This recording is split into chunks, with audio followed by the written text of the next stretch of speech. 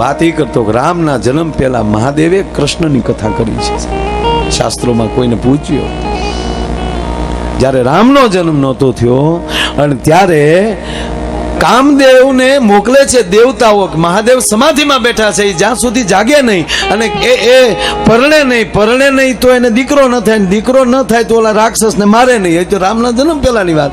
અને એમાં જ્યારે કામદેવને, ટૂંકી વાત લઉં, કામદેવને મોકલે અને મહાદેવ જ્યારે એમ કહેવાય કામદેવ એને તીર મારે છે ફૂલનું અને મહાદેવની આંખ ખુલી જાય, ઓળખી જાય કામદેવ મને બાળવા મારામાં પ્રવેશ કરવા આવ્યો. અને ત્રીજું નેત્ર ખોલી અને કામદેવને બાળી નાખ્યો.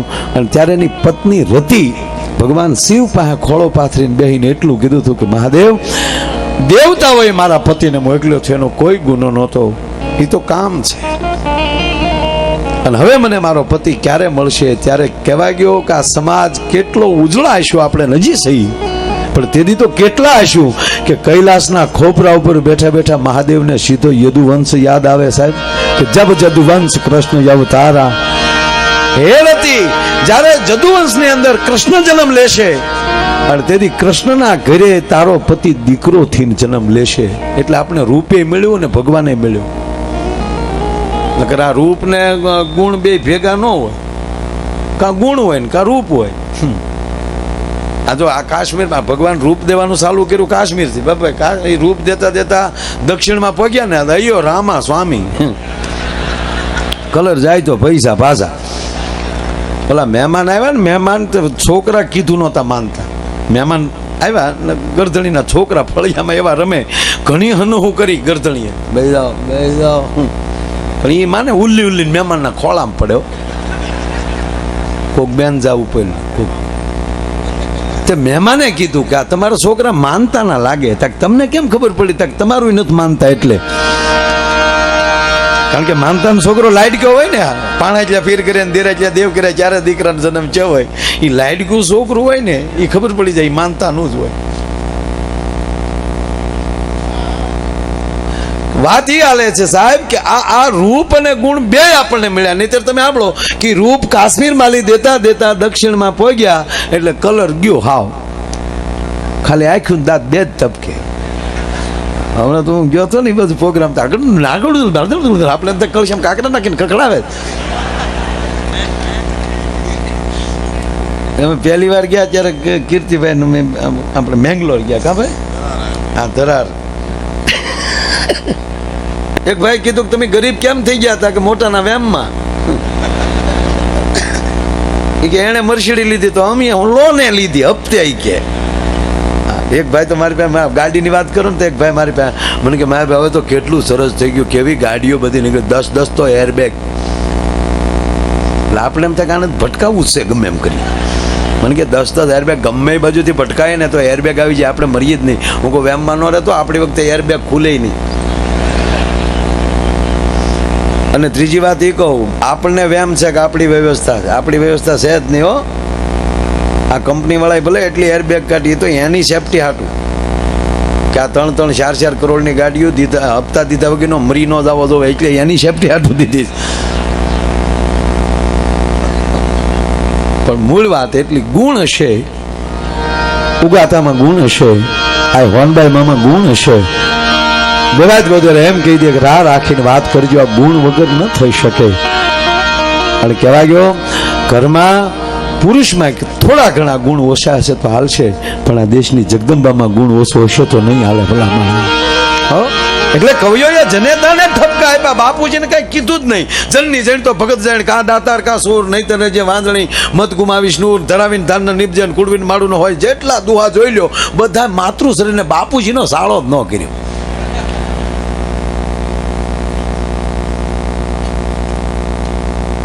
એટલે પુરુષને ઘરનું માણા નથી કહેવામાં આવતું સાહેબ, આ દેશની સ્ત્રીને ઘરનું માણા કહેવામાં આવે છે. અને એમાં દીકરી પાત્ર તો દીકરી પાત્ર છે. એક ભાઈ બરોબર ગુજરી ગયેલા અને નનામી આમ હાલી જાય, હજી અડધેક નનામી પોગી, એમાં એક 4 વ્હીલ આવી, ગાડી ઉભી રહી, એમાં એક માણસ નીચે ઉતર્યો. ખબર નહીં કોઈ મોટો માણસ એ રીતનો હશે, દાદો માણસ જે કાંઈ હોય તે, પણ રોકાવે છે, ઉભા રાખો, કોણ ગુજરી ગયું? ફલાણા ભાઈ, નીચે ઉતારો એને. બધા સ્તબ્ધ થઈ ગયા કે આ ગંભીર મુદ્દામાં દાદાગીરી ન ચાલે. ભલામણા તમે જોવા ફલાણા ભાઈ, પણ મને ખબર છે એ ગુજરી ગયા, પણ એની પાસેથી મારે 15 લાખ રૂપિયા લેવાના છે. એના ઘરમાં હું કોઈને ઓળખતો નથી અને આ વયો જાય તો મારે લેવા ક્યાંથી? ગામના કે ભાઈ આ માણસ ગુજરી ગયો છે ને તમે આવી રીતે વાત કરો છો. વાત તમારી બધી સાચી, પણ મેં રોકડા આપ્યા હતા 15 લાખ. એના છોકરાઓને બોલાવ્યા કે ભાઈ તમારા બાપા એને 15 લાખ આપેલા, ખબર છે કે? અમને ખબર નથી, એ તો ઓટલે વી ગયા. ગામ જાણો ને આવજો, આવાને સમજાવો, આવાને એમ કરીને છોકરા તાકા વી ગયા. પણ વાતાવરણ સ્તન થઈ ગયું સાહેબ. ઓલાને ઘણા સમજાવે છે કે ગાંડાભાઈ તમે આપ્યા હશે, પણ આ માણસ ગુજરી ગયો, માણા મોતનો તો મલાજો રાખે ને. કે વાત તમારી બધી સાચી. એના છોકરાઓને કહેવાય એની જમીન વેચી દે, જે કરવું એ કરે, મારા 15 લાખ નહીં આપે ત્યાં સુધી એને હાલવા નહીં દઉં. સાહેબ છોકરાએ માથેલી ગાળીઓ કાઢી નાખ્યો. આગેવાનો મળ્યા કહેવા કે અમને ખબર નથી ને અમે એને ઓળખતા નથી. પણ સાહેબ એ ઝીણી ઝીણી વાત થતી એમ કહેવાય કે ઘીરે પોગી કહેવાય કે આ વાત એ માટે કરું છું. મરનારની દીકરી સાસરે હતી, એમ કહેવાય કે બાપના સમાચાર સાંભળીને આવેલી. ત્યાં કીધેલું નહીં કે તારા પિતાજી ગુજરી ગયા, પણ તબિયત ખરાબ છે તાત્કાલિક આવો એમ કહીને લાવે છે.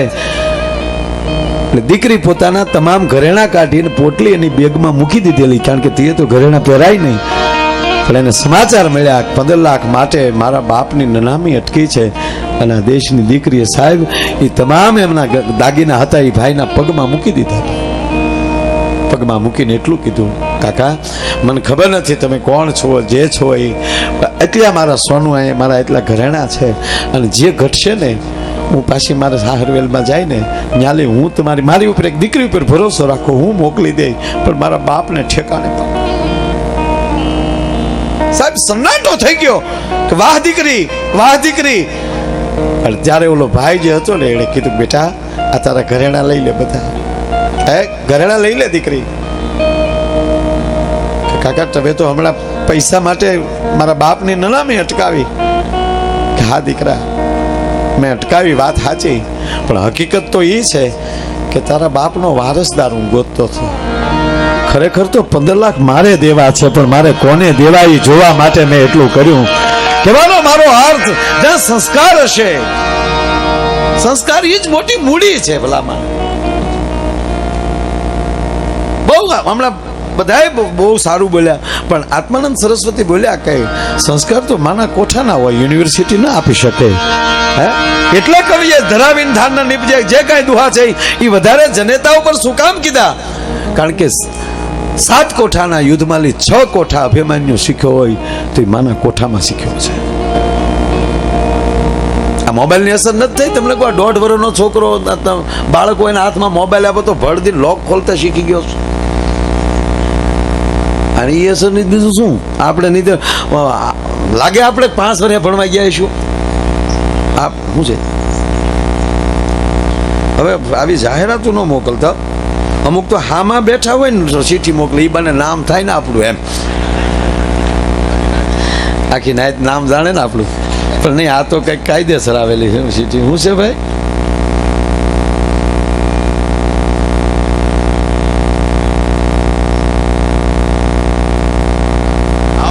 ભાઈ હું આમાં તમે એવું લખ્યું છે ને કકામ ન હોય એવું લખ્યું છે.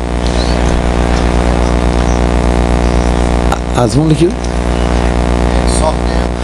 ઠીક. સહદેવ કારુભાઈ વાઢેર, ઉંમર છે 13 વર્ષ, અને ગેટ પાસે એમના મમ્મી રાહ જોવે છે. દાનની ભેટ લેવાનું જે કાઉન્ટર છે એ કાઉન્ટર પાસે એમના બા ઊભા છે. આ 13 વર્ષનો જુવાન આખો પ્રોગ્રામ અટકાવીને બેઠો છે. 30 વર્ષનો થાય ત્યારે તો આપણે હેમાં જાહેરાત દેવી પડશે, પણ ના, આપણો મોટો મેળાવડો છે એટલે 13 વર્ષ એટલે નાની ઉંમર છે. બાથી છૂટો પડ્યો છે.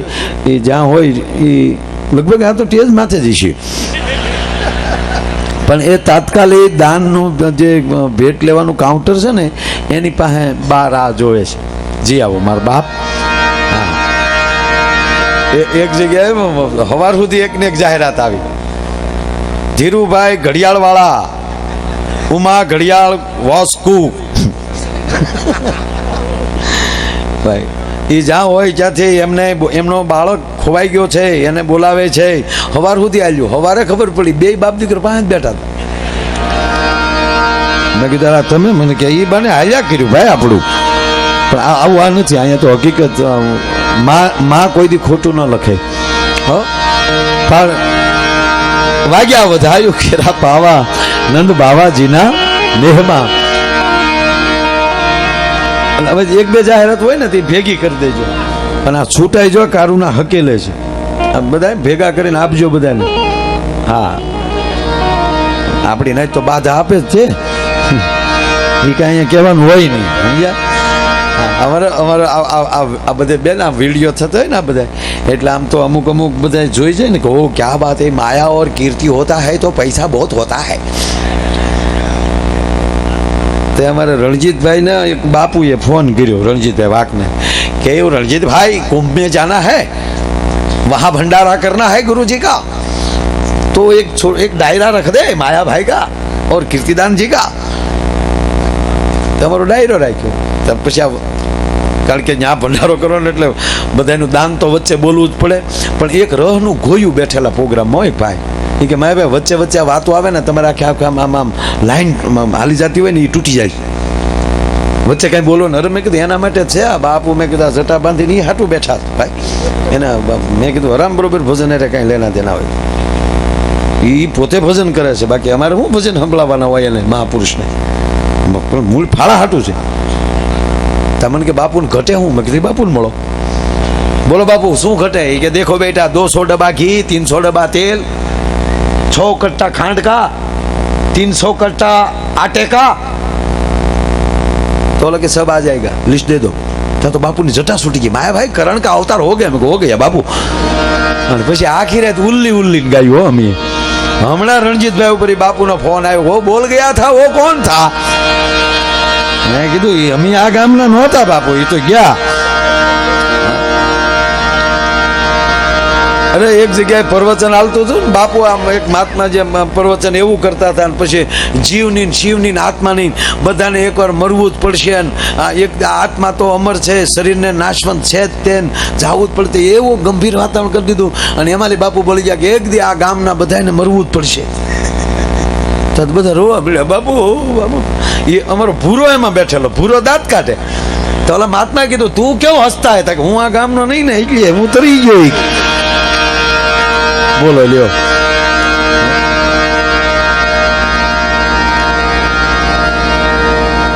જીવનમાં તમે જ્યાં જાઓ તમને હું તો ઘણી વાર કહું કે જે જગ્યાએ બેહો ને તમારો અમથે અમથે થાક ઉતરી જાય ને ત્યારે માનવાનું કે આજુબાજુ કાંઈક પરમ તત્વ છે.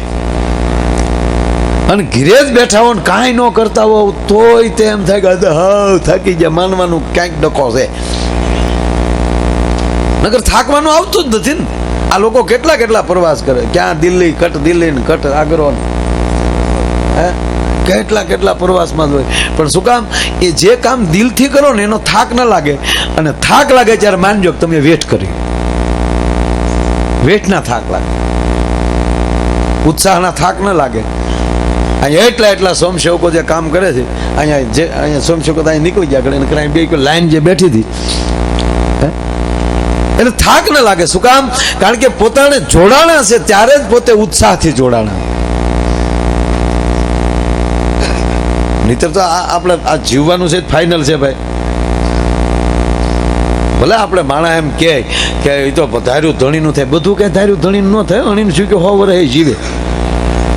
અમુક તો બધું ભગવાન ઉપર જ છોડી દે. એક જણાને હાથે પ્લાસ્ટર ને મેં કીધું શું થયું ભાઈ? કે ભગવાનની મરી ગઈ, ગાડી સ્લેબ ખાઈ ગઈ.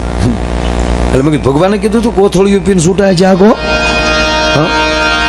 બધું ભગવાન નથી કરતો, થોડું ઘણું તો આપણે કરવું પડે ભાઈ. કંપની ગાડી મોકલી દે પછી રોડે તો આપણે હરખી હાંકવાની હોય ભાઈ. કે કઈ કંપની વાળા થોડા હારે હાંકવા આવે. પણ ભગવાન કૃષ્ણ આવી જાય, મૂળ વાત ઉપર આવી જાવ. મારે તમારી સામે 15-20 મિનિટ લેવી છે.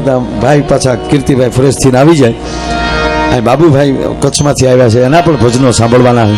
પણ મને આ ગીત બહુ ગમે છે એટલે હું અવારનવાર કહું કે ફૂલડે ભરી છે ગોકુળ કેરી શેરીયું, તા કંપી ઉઠી કંસની કચેરી વેરી છે બાળા વેશમાં.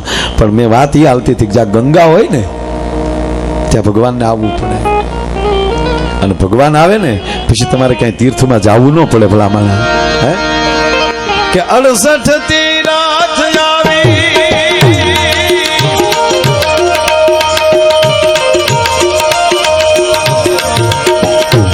એ બેઠા પાણિયા રે 68 તીરથ આવી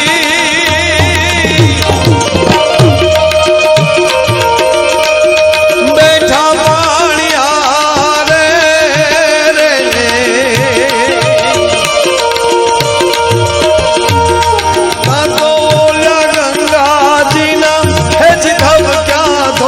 જોને નીર રે યમુના કાળા કેસ મારે રેગજી આજ વાગ્યા છે એ વધાયું કેરા જોઈ લો પાવા રે નંદ બાવાજીના મારે રેગજી અરે નંદ બાબાજીના મારે રેગજી અરે નંદ બાબાજીના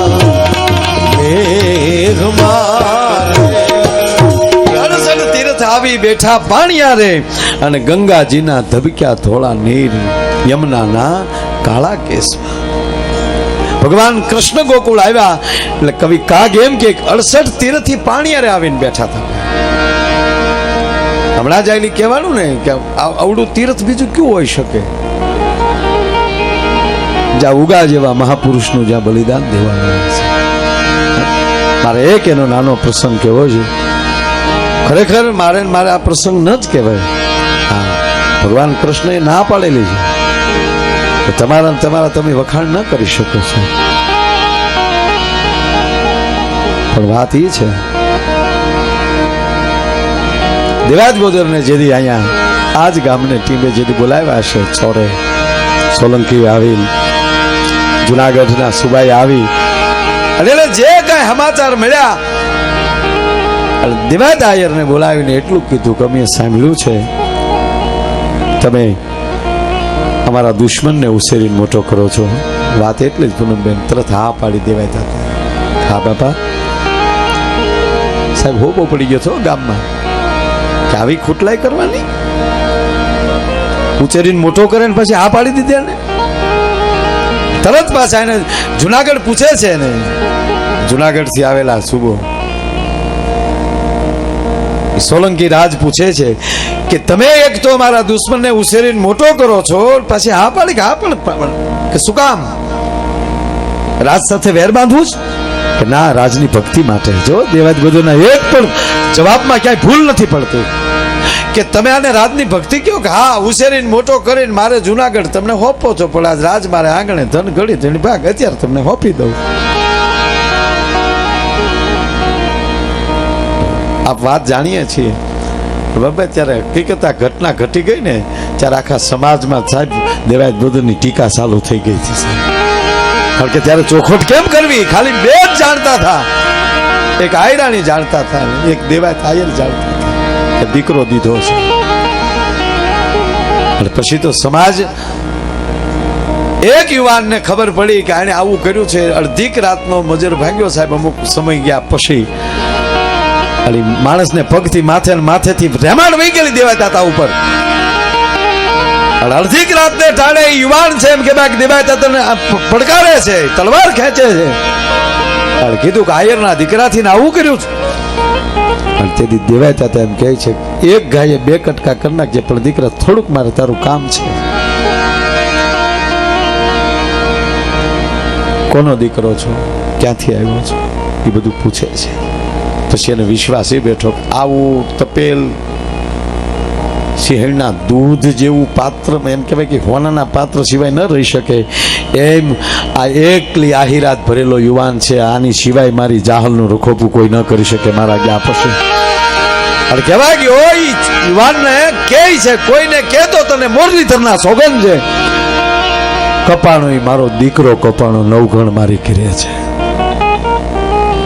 એના ઘરે જઈને હામેલી એમ કહે છે કે મારી દીકરીનું માગું નાખું છું તમારા દીકરા વેરે, અને પછી હવે તમે ભેગા કરો ને તો આયરો ભેગા થાય, નહીં તો મારથી કદાચ નહીં થાય. અને છોકરાનો સંબંધ છે, જાહલારે સંબંધ કરવો છે, ઈ નાતે એમ કહેવાય કે દ્વારકાથી લઈને ઘોઘા સુધી નાતે આયરો ભેગા કર્યા હતા. અને જુનાગઢ ઉપર ચડાઈ કરી, નવઘણને ગાદીએ બેહાડ્યા પછી આયરાણીને સમાચાર મોકલાવ્યા હતા કે હવે કોઈક બોડીદર જઈને કહો કે ભાઈ ગાદીએ બેહી ગયો છે.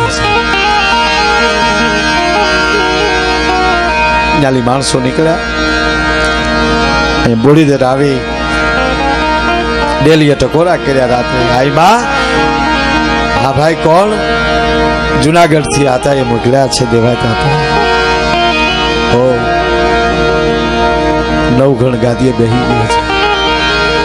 તેથી આ ધરતીમાં બેઠેલી માં એટલું બોલી હતી, ભાઈ ગાદીએ બેહી ગયો, એને કરોડ દેવા આવ્યું. નવઘણ ને જેટલા આશીર્વાદ દેવા એટલા દીધા હતા સાહેબ. અને પછી માએ કીધું તો કે હવે મારા ઉગાના લોયાળા લુગડા લાવો. એટલા વર્ષથી હોગ મેં મારા કાળજામાં બાંધી રાખ્યો છો. ભલા માણા, તમે કલ્પના તો કરો, જે એટલું સમર્પણ દઈ શકે.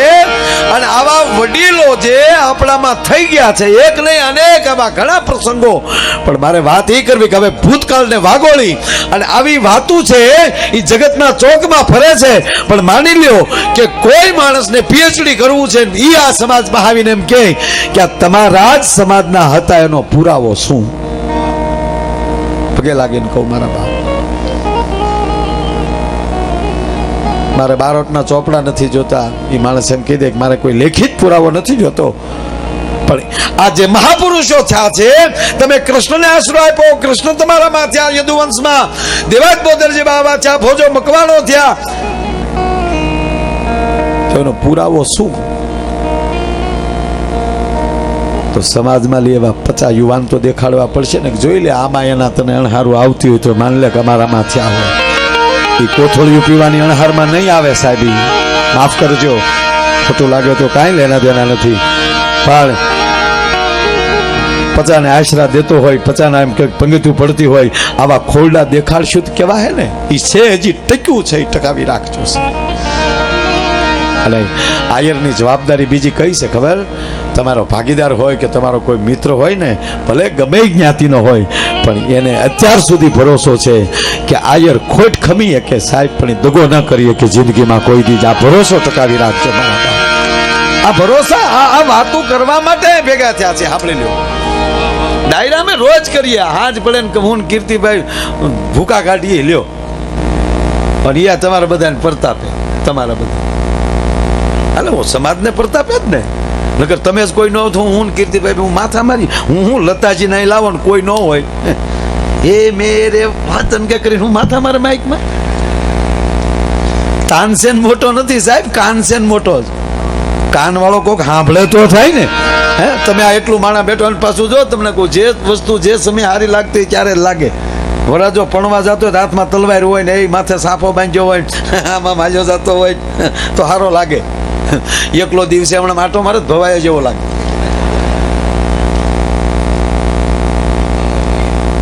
ભવાઈ ભજવવાની હોય, જીવન જીવવાનું હોય. આ પાત્ર મળ્યું છે તો ઘડીક ભજવી લેવાય. આ કલાકારની મને એક ભવાઈ પાત્ર મળ્યું છે, બાકી ટેસ્ટ હેઠો ઉતર્યો એટલે આયર. કલી વાળું વાસણ કેટલી ઘડી ઉતળું રહે, અંદર તો પિત્તળ જ છે.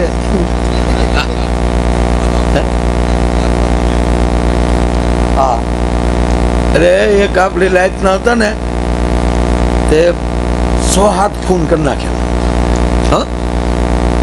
ને એટલો પાછો પોતાનો ઝોકો પડે બેન, તો કોર્ટમાં કોઈ તાજનો સાક્ષી સામું છે, અમને નથી ખબર, અમને છૂટી જાય, કોઈ સજા ન મળી. પછી માણસને પોતાને આત્મવિલોપન તો થાય જ ને કે ચાલુ કોઈ મારી સામું નથી બોલતો, પણ મેં આ પાપ તો કર્યું જ છે, મેં આ કામ તો કર્યું છે. હાલ હરિદ્વાર વયો જાઓ, ગંગામાં થોડાક દી ભજન કરું. માણસ વહી ગયા, ત્યાં વળે ગુરુ મળી ગયા, અને એ તમને કોઈ અહીંયા લહેર કરીને તો ગયા થા હાવ. અને એમાંય તમને કોઈ ત્યાં હરિદ્વાર ગયા ને એ શાંતિ મળી. પછી ચૂક હવે ત્યાં ઘીરે હું જાઉં. 20 વર્ષ ભજન કર્યું. અહીંયા છાપામાં આપ્યું ભાઈ નીકળી ગયા છે નામ છે ને તેમ છે ને તો કોકે વળે કીધું કે કાંઈક વળે છું હોય તો ભાઈ કાંઈક ન હોય આવા માણસ કાંઈ નક્કી ન હોય એ તો વળી મરદકામ એડિયા મરદકામ બેડિયા અમુક અમુક આવી વાતો કરીને આપણે સડાવી દે ના ના તમે જે કર્યું બરાબર જ કર્યું છે અરે રેવા વાળા બહુ હેરાન કર પણ આને 20 વર્ષમાં ભજન પાકી ગયેલું ભાઈ હવે ગિરનારમાં 12 વર્ષમાં ગીધ રહે તો શીત થઈ જાય અને બદલે આ તો ઠેઠ હરીને જ વાત અને 20 વર્ષમાં બેન આમે ભજન થઈ ગયું પાકી ગયેલું દાઢી એટલે પોગી ગયેલી ને તમને કહું ઘે ઘૂર માણા થઈ ગયા અને પછી તો નામે ફરી ગયું ફલાણા ફલાણા નંદ 1008 પછી એમ થયું કે હાંઠિયો મરે તો મારવાડ સામું જોવે ને તેમ થયું કે હાલ ને એકવાર વતન બાજુ આટો મારી આવું આવ્યા ગામ ઓળખી નો ક્યું પણ જેને જોયે કે મારખીભાઈ તમારું નામ એટલે કે યાર એ કેટલા જાણકાર 3 પેઢીના નામ આપે ગામના જતા ન આપે બાપુ ત્રિકાળ જ્ઞાનીમાં મળ્યા ખપ્પા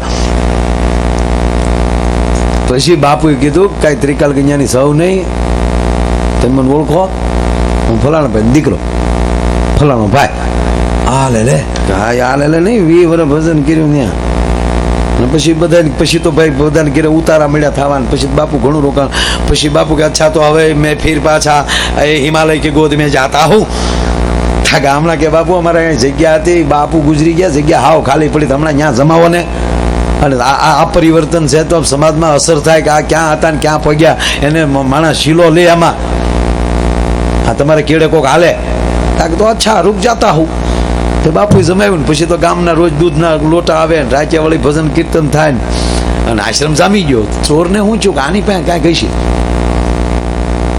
તે રાતના 4 ચોર આવ્યા મેઘલી રાત એકલા બાપુ પછી કોઈ તેથી રાતે કોઈ આવ્યું નહોતું ગામમાં વરસાદ વરસતો હતો અને હાથમાં રામસાગર ને વટાવડા છીએ વાટના મૂળદાસ બાપુના ભજન ચાલુ કર્યા ધીમો ધીમો રામસાગર પર તાર આંગળી ફરતી જાય એમાં રાતના ચોર આવ્યા ને બાપુને હદલાવ્યા હોય કાઢ નાખ બોલો કે ભાઈ ભજન કરો અરે ભજન નો દીકરો થામાં હોય કાઢ નાખ કે બીજી થાય હવે આ બીજી કરીને તો ગયા થા મેન સાધુ ક્યાં હતા ન્યા ઓલા પહોંચ્યા 2-3 વાર કીધું કે અરે બેટા ભજન કરો અરે ભજન નો દીકરો થામાં હોય કાઢ ને તા બાપુ નો હાથ તુંબડેલી ધીરે ધીરે મળ્યો વાહડા કોઈ જાવા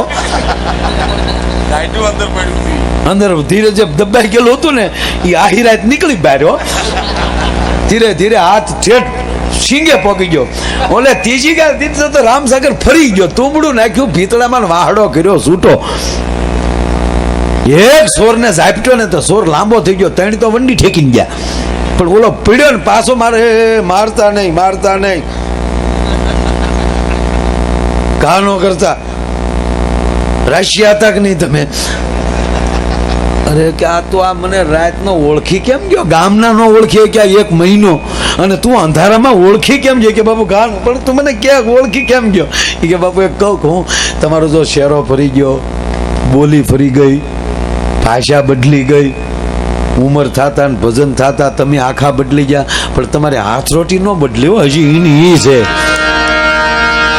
એ કે 21 વર્ષ પહેલા તમે મને ફડાકો બોલાવ્યો એ પછી આવો રણકો ગળ્યો નહોતો એટલે હાથ રોટી તો ગમે ત્યાંથી નીકળશે એની ચિંતા કરો માં વર્તમાન પરિસ્થિતિમાં કેવી રીતે જીવવું એ મૂળ મુદ્દો એ છે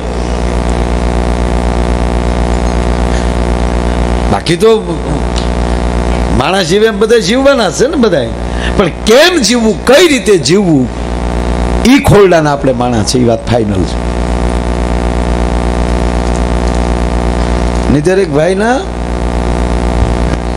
લગ્ન થયા લગ્ન તો થાય જ તે હે હા લગ્ન ન થયા હોય ને એ આપણે આમાં મોગા થયો અમારા કાંઈ ન થયા તો તમારે લગ્ન કરાવે છે મહેમાન આવ્યા તો ગરધણીએ કીધું બેટા મહેમાન આવ્યા જા મહેમાન હાટું કાંઈક લઈ આવ્યું મારો દીકરો રિક્ષા લઈ આવ્યો બોલો મહેમાને કે હાલો રિક્ષા આવી ગઈ નીકળો ખપ ધોડે આવો તે પછી મહેમાન બિચારા ખોટી થાય નીકળી જાય મહેમાન પછી એને બાપા ખીજાણે તને ઠંડુ ગરમ કાંઈક લાવવાનું કીધું તું અને રિક્ષા લાવ્યો આવું મહેમાન અપમાન કરાય એ કે પણ નો અપમાન કરે ધોડ્યા જ આવે જોયા વગીરના હે બાપા એ આવ્યા હતા શું કામ તને જોવા એ તારો સંબંધ કરવા આવ્યા હતા પછી તો ઓલે વાહે સાયકલ કરી પણ પછી ઓલો હાથમાં આવે રિક્ષા લઈને ગયો આમ લખણે ઘણા વાંઢા રહી ગયા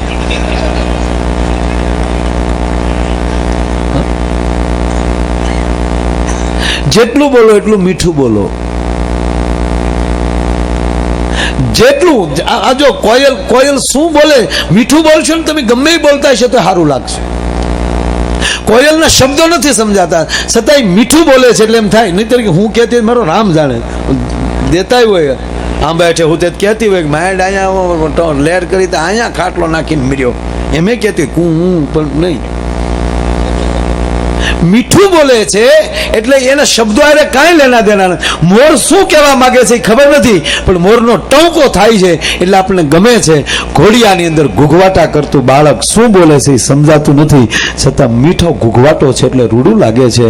એમ માણસમાં મીઠાશ આવી જાય, માણસમાં આનંદ આવી જાય, માણસમાં ભાવ આવી જાય તો એ માણસની 100% કિંમત થવાની. અને એવો આજનો ભાવ વિભોરનો કાર્યક્રમ.